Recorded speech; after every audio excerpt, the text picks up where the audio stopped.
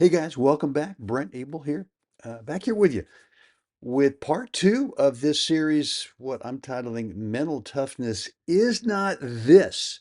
And today's title is having to be Mr. Stoic.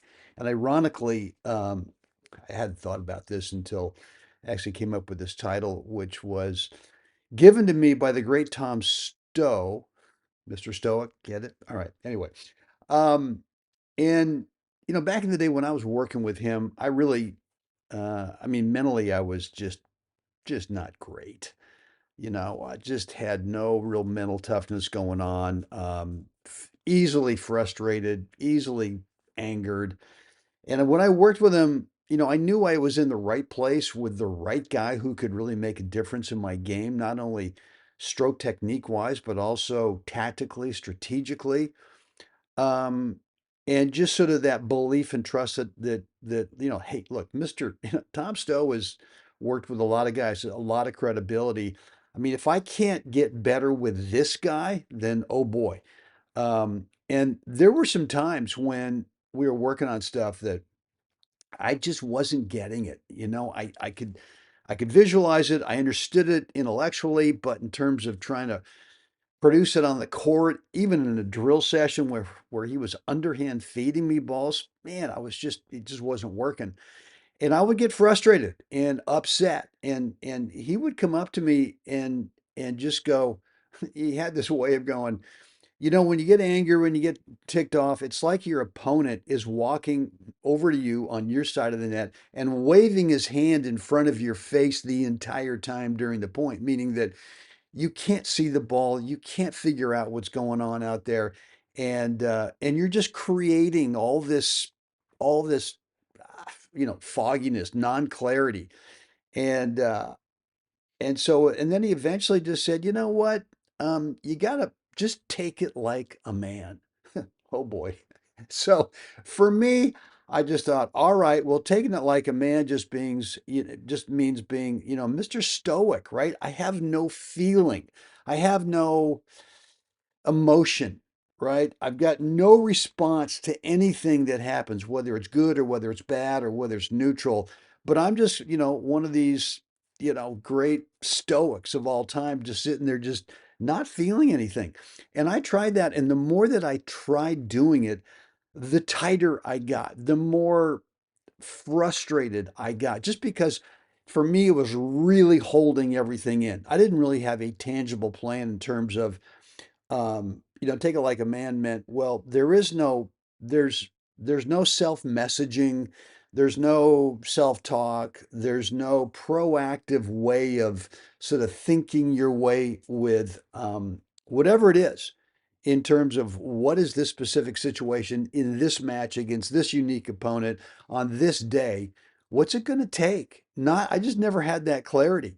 So I guess the message today is that if you're getting advice, that you just shouldn't feel anything, right? You should be completely stoic. You should just take it like a man, whatever that really means. Man, that never worked for me. It just never ever resonated with me, and I tried it for a really long time. And the frustration during that time really went up to a new level. And I kept getting a little bit better as a player, but in terms of really having any kind of mental toughness, I was still, I would still get upset. I would still be angry. I would still let the folks know around, hey, you know what? I normally don't miss that shot, letting everyone know something's weird out here. Um, and so if you're getting that message, just don't feel anything. I just I don't think it's the way to go. I really believe, I really believe that mental toughness is proactive thinking. It is self-messaging. It's not complicated, right? You're really giving yourself some simple messages. I used to really complicate the thing. I just thought that, to do this, either I got to go to one side of the equation, which is feel nothing, be stoic, take it like a man, or like I said in the first one, you had to find the zone. in the first part of this series, I said, you know what, you got to find the zone. Well, that dreamy little place where I was at that point in my life, in that point in my game, it just never happened. It just never really happened. So, look, what I've got for you, and I know I'm kind of rambling on today about this message, part two, about being Mr. Stoic, but um, that never worked for me. And so, what I want you to do, and if you haven't done so, I want you to pick up this free video that I've got for you. This is when it really started for me to really build some confidence in mental toughness. I mean, that might sound a little bit redundant, but being mentally tough really does require some habit training. It does require some self-messaging, some self-talk, and some habituating, doing some specific things. And for me, this is where it all started. I got this stuff from Jim Lohr way back in the day. I read a book probably right after I tried The Zone, or I tried being Mr. Stoic, taking it like a man. That didn't work. So I said, well, there's got to be a different way. And I found, I can't remember who recommended Jim Lohr to me way back in the day, but he was the first guy that actually suggested what you do between points, how you think between points. The 80% on average of the match when we're out there in the court and we're not playing points is spent between points and on side changes. And he just convinced me at that time that if you get that time right, if you really manage that 75 to 80% on average of the entire match, if you get that right, then you tend to play consistently at the upper levels of whatever your skill level is right now. And so he had a four parts between points routine.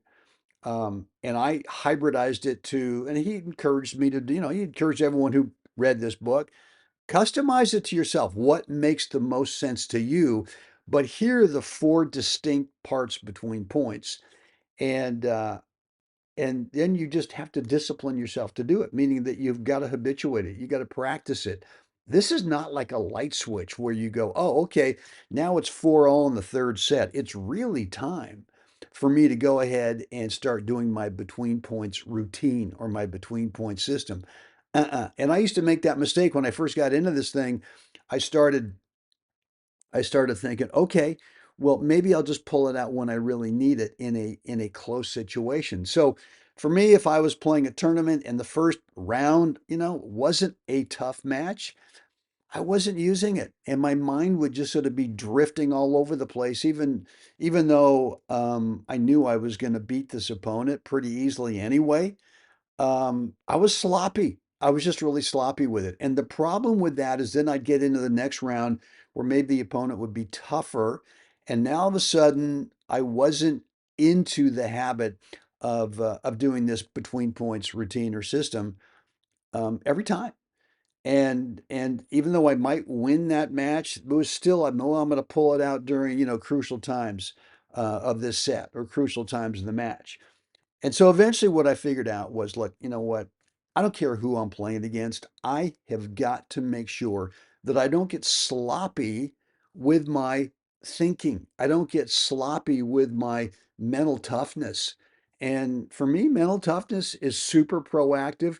And this part right here, the between points time and the side change, I mean, your brain can go off into all these different directions. You can be distracted by so many different things. Like I mentioned yesterday, you might be on a court that's next to the parking lot, and the guy's, alarm system in the car is going off and he won't figure it out. He's not coming to go, he's not turning it off. Or you got a guy next to you on a court playing a match who's just screaming and yelling, and or those two guys are at each other, or it's a super windy day, or something, and it's easy to get distracted between points and just not stay disciplined to what I think we all should be doing between points, and that's this four-part thing. So look, if you've not yet picked up this video, it's a free 9-minute video that's I describe exactly what the four parts are, and really what they are, and how to customize it for yourself so that when you start the next point, you've got super clarity on how you want to start the next point. And when you do that, you know what? You typically play consistently at the top of whatever your skill level is right now. And that's really what we're trying to do. We're trying to always be, if the very top of your skill level right now is right here, we're trying to always play there, right? Rather than some points here and then some points down in here where we've got this big range between what we can do and gosh darn it, what we can do down here as well. So I want you to pick up this video. And if you've not also picked up my course on the five mindset skills, almost mini, I don't know what to call them, but they're just simple five mindset skills that once you train them, dang it, man, that's where confidence is built. So anyway, I'm getting off topic here. Hope you enjoyed today's message about not having to be Mr. Stoic, right? Not having to take it like a man, not having to not feel something, right? We're going to feel something no matter what's happening in the match, and that's okay.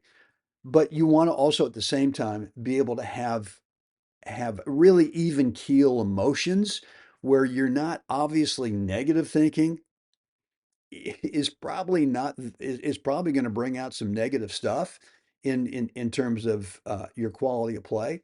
But on the other hand, I no longer believe that just being Mr. Positive um, is that to me is another level of emotion that just gets in the way of clarity. We want to be right between that negative and the positive thinking to where we've got clarity. And this is one way to get there is how you think, what your self messaging is, what your self talk is between points. Guys, there's a link right down below um, in the description area. We'll take you right on over there to get this free 9-minute video. All you got to do, drop in a first name and email address, and you will be all set. You'll have immediate access to this video.